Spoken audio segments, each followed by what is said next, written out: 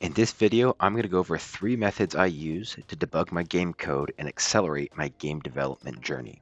Now, I use the Godot engine, but these 3 tips are universal and apply to any engine or programming language you use. So keep on watching to learn these tips and accelerate your game development journey.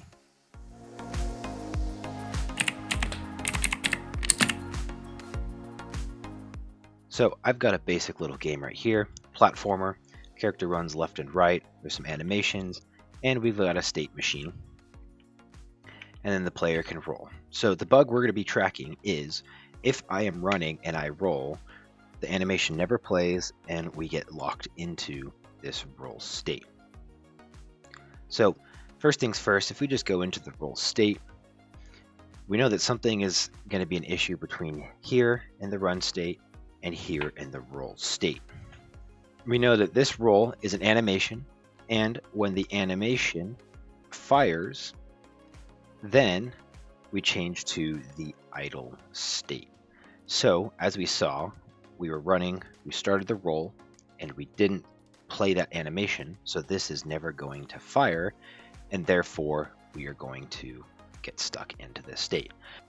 The first method I use is print statements.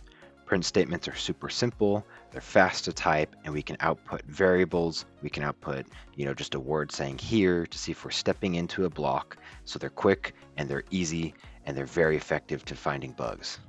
What I'm going to do is I'm going to put a print right here, and we're going to print the player.animator.current animation. All right, so we hit play. Let's run and roll, and we get stuck, so we'll close that down. And okay, interesting. So right here we have roll in our output. So that means that the animation was the roll animation. So we could even extend this by saying, current animation, and then print out that. So if we run the game again, and I'm actually going to switch that. All right, so current animation is our roll animation. So that tells us when we enter the state, that animation is currently playing. So we're actually I'm going to go roll state enter animation. I'm going to copy this, go into update, hit Control V, and then play that, and then we run it. Run, roll, boom. Okay, so that's what I wanted to see. So it plays roll and then immediately switches back to run, and then we're in the run state, which is why this right here never fires. So we can even put a print statement here, and we can say roll state animation finished, just so we know when that actually works.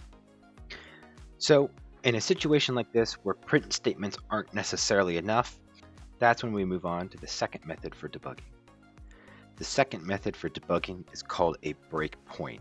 Now, a breakpoint is essentially a point that we place in the code that the program will run towards, and once it reaches that point, the program stops. It doesn't kill the program's technically running, but it stops at that point, and then we can cycle through, line by line, next action by next action, to follow the code and see exactly how it's going to run. And this helps us figure out where the code is jumping to, what functions are getting called, and that'll help us figure out what's going on behind the scenes. Why is this run animation playing instead of the roll animation?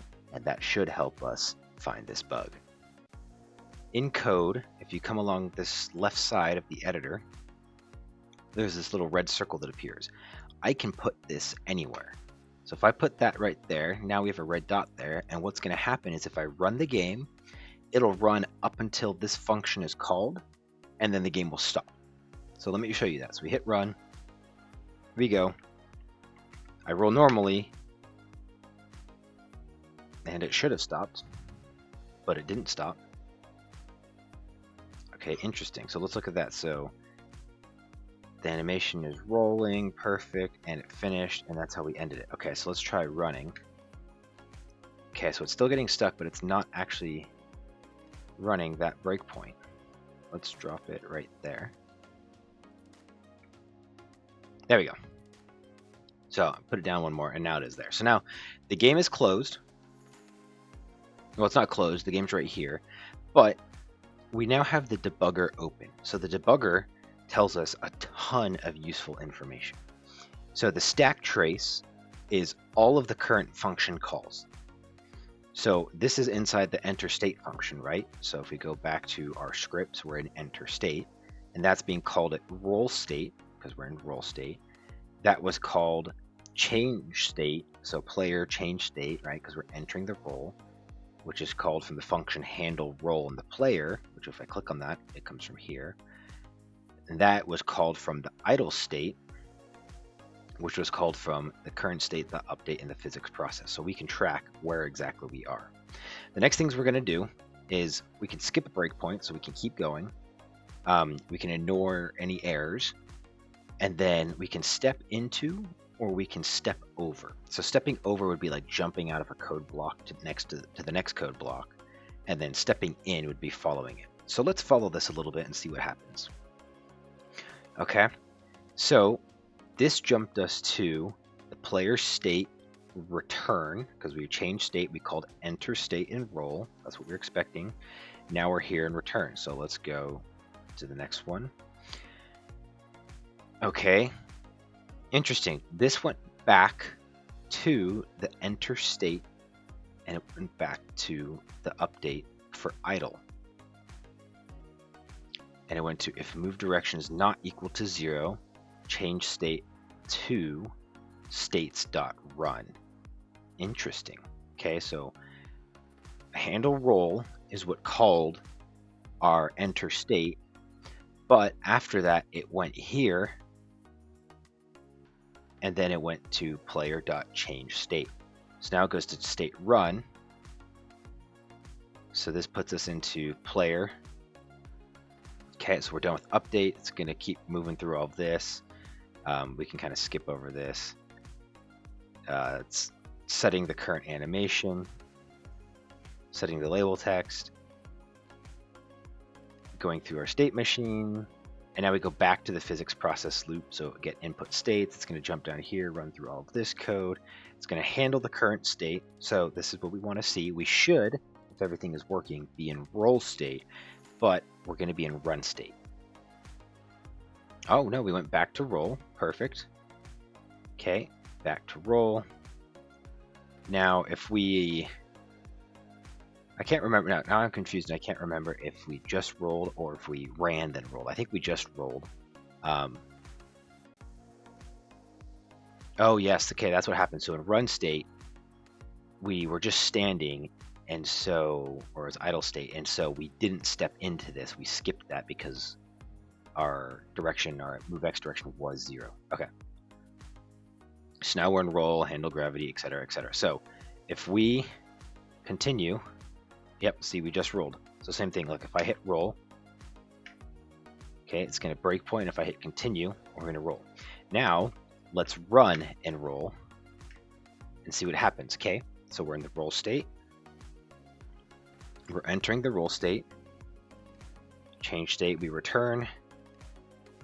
Okay, it goes back to run state, which shouldn't happen, but it's going to handle the jump, handle animations, going through the update of run state. So we're going through all of run state. But remember, last time this didn't happen.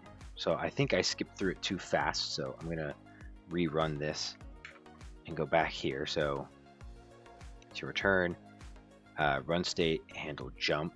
Yep. So we should be exiting out of here, right?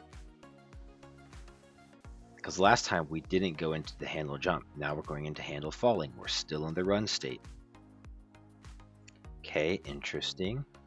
Okay, okay. Handle falling is on floor. It's going through all of that. And there we go. Handle animations, play animate. So player.animator.play run. If we go into the output,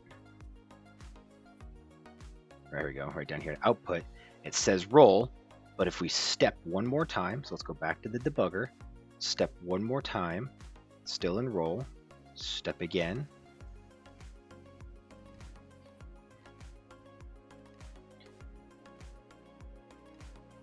handling idle, handle max fall velocity. Let's step a few more times.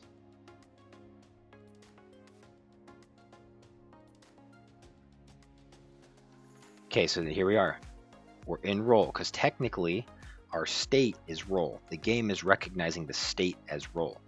We know that because it says roll right here. So the game is in the roll state, but the animation never played. The roll animation got overridden by the run state when we got to this. And the handle animations is here, handle rolls up here. So it called handle roll, then it switched the animation by calling that as it finished running this code from handle animate or handle roll. So this is important. The order of our code is the game runs this function and changes to the roll state, but it kept running these functions. Because it ran this function, it actually played the run animation after we changed to the roll state. So roll did play, but then we went back to handle these lines of code, and right here we called run. So that's the power of the debugger and breakpoints, is we can step through and see what's happening. And we can see all of these different things. Okay, so now if we keep running the game, so let's skip that breakpoint, and there we are. We're stuck in the roll state. The roll animation never finishes because it never plays, because we're on the run animation, which is a loop, so it never ends, and we are infinitely stuck in the roll state. Alrighty, so the last method I use is one that's like, if I can't figure it out through print statements and through the debugger and breakpoints, honestly, AI is a great resource for finding bugs. So you can simply just open up ChatGPT. It can be free, and you can just type in, something like, hey, I've got a bug in my Godot game where the player gets stuck in the roll state but is playing the run animation, so the roll state never ends because it depends on the roll animation finishing to change states. Now, ChatGPT, I know a lot of people are against AI and code, but honestly, my personal opinion is AI and code is just like math in a calculator. A calculator is completely useless if you don't know how to do the math. So AI and code is pretty useless if you don't know how to actually look at the code that ChatGPT gives you, or you don't understand the code to use ChatGPT as a tool to find issues or to develop something.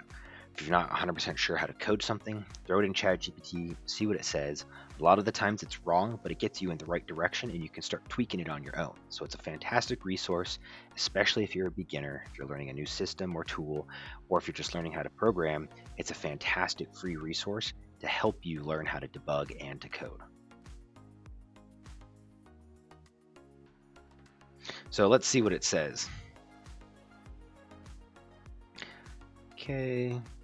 But some code keeps switching to run animation. Okay, so here's a solid way to fix it fast and makes it impossible in the future. Okay, so they went straight to giving us a fix. Let's see what they say. Make sure that the only active state sets animations. Remove any always play run when moving code from your player physics process and central scripts. Let run state play run, idle state, roll state. So ChatGPT is building off of, I have put code in here before, so it knows my general structure of states like that. So that's why it's saying that.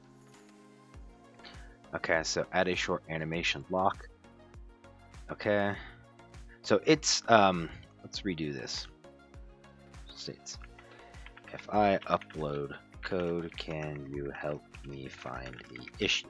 Let's just say this, because let's not go for a solution real quick. Because there's things we could do to, like it's saying, to force the animation to work, but I want us to understand how to use ChatGPT to find errors and then fix them. Because what's the point of fixing an error if you don't know what caused it? You'll run into that error in the future. Okay, so this time, it said, yeah. It said upload these things. Okay, so yeah, upload these things, and then, it's giving us a few common issues. So animation is being overridden, which we know that's the case because we saw that already with the with breakpoints. We've seen that. This is a really big issue right here that I will talk about after we fix this. So I'm going to upload all of the code, and then we'll see what ChatGPT said. Okay, so ChatGPT gave us an answer. I just uploaded the roll state, run state, and player code, and it immediately sees the bug. So like it's saying changing the roll state in the update, but then keeps executing that same frame that runs handle animations, plays run, which is what we saw. And so that immediately overwrites the roll. Hence, we are now stuck in the run state, we're stuck in the run animation, which keeps us in the roll state. So a quick fix that they propose is, if the roll is triggered and state change, stop running the rest of the run logic this frame. So if the previous state is not equal to self, then player.handle roll. And then if player.current state is not equal to previous state, it returns. That just gets us out. So basically it's saying handle the roll and then check the previous state. If the current state is not equal to, the current state, then exit out of that function. That's actually pretty good, because what this shows is that there's more of a flaw with the way we've set up this state machine. It's a very simple one, so it can be prone to that. The alternative they have is handle roll return bool if player.handle roll. Have handle roll return bool, and if player.handle roll return. Okay, so like if we call that function, then it returns out.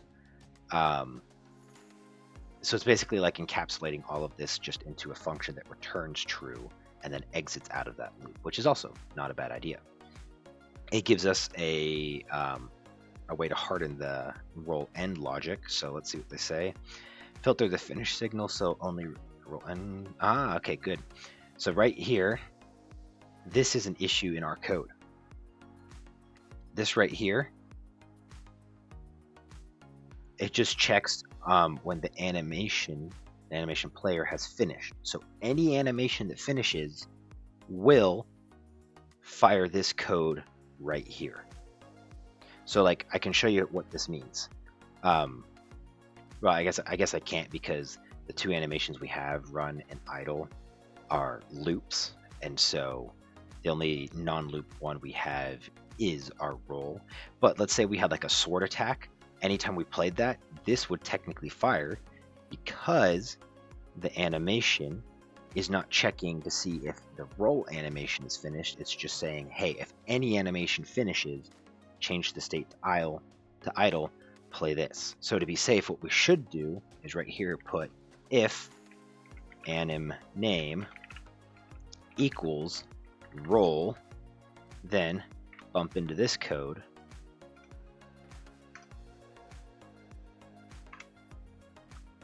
and now only the roll animation will get called in the roll state and therefore finish the roll. So that's another reason why ChatGPT is a great resource, is it caught an error that we hadn't seen. Now, I've run into this error in the problem, so I knew that that was in there, and I left that in there to show how ChatGPT is super helpful, because it found another issue that we would have run into once we started adding more animations. So, like I said, ChatGPT, phenomenal resource. I love it. I know people kind of bag on it, but if you're learning and you can't figure out a bug, ChatGPT is great. It can either find the bug or can help get you in the right direction until you finish it. So, hopefully, the last thing I wanted to go over is in the roll state, there is a way that we can very quickly fix this without using those suggestions that ChatGPT did. Those suggestions are fantastic, and honestly, we should implement those in a better state machine that exits out of whatever code we're in, so that we can then, move on to what we're doing. For handle jump and handle falling, not as important, but for handle roll, when it's a key state like that, yeah, we should totally add a return statement. So what we can do actually is, one fix is if we move handle animation up to the top, and then if I run and roll, it'll work. Why? Because we're calling run before we check to roll. So it calls run animation now, and then we go to handle roll, and no more animation calls are called. So when we go into the roll state, we are in the roll animation and it now works. So finicky little things like order of code, very important. Just by switching that function call up there to call the animations at the beginning, completely changed the outcome of our code. And anyway, so this is not a tutorial on how to build a better state machine. I can do one in the future. This is just, 3 methods I use to debug that haven't failed me yet. Print statements are great, kind of, quick and dirty, and they work for a lot of cases. Breakpoints are phenomenal and they show the flow of code. And if neither of those 2 things fix it, upload some code to ChatGPT and see if ChatGPT can help you out, because in most cases, all the cases I've tried, it absolutely can. So I hope you've liked this video. I hope it's been helpful. Please leave a like, please subscribe, and I will see you guys in the next video.